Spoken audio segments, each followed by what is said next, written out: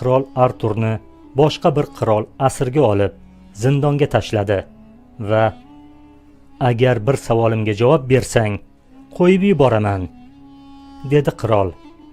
Qirol Arturga juda qiyin savol berdi va javob topish uchun 1 yil muhlat berib qo'yib yubordi. Agar Artur qirolning savoliga javob topolmasa, bosh tanasidan judo bo'lishini aytdi.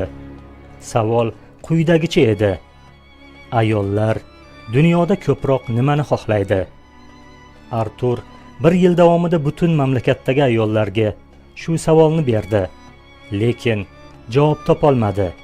Axir odamlar bu savolga faqat o'rmonda yashovchi qari jodugar kampir javob bera olishini aytishdi. Artur noiloj qari jodugarning oldiga bordi va undan ko'proq nimani xohlashini so'radi.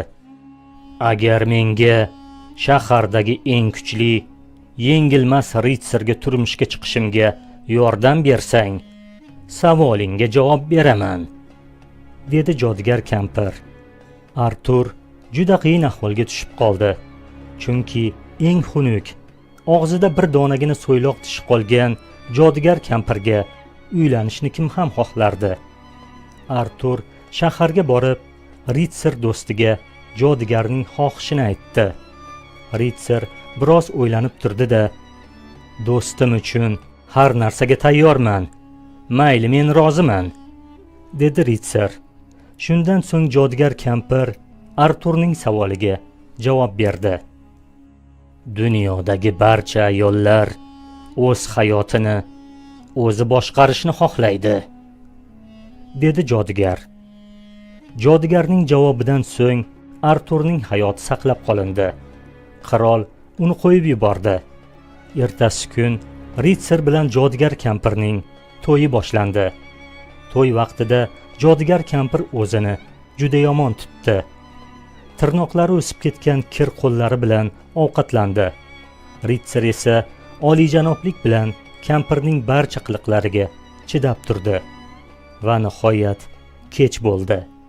Kuyov chimildiqqa, yotoqxonaga kiradigan vaqt bo'ldi. Ritsar taqdirga tan berib, yuragini hovuchlab yotoqqa kirdi. Kirdi-yu ko'zlariga ishonmay qotib qoldi.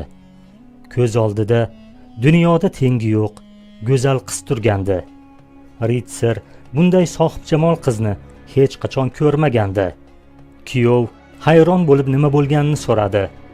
Shunda qiz: men juda xunuk, qari bo'lishimga qaramay, sen menga iltifot ko'rsatding. Shuning uchun bugundan boshlab kunning yarmida chiroyli bo'laman, yarmida esa xunuk kampirga aylanaman.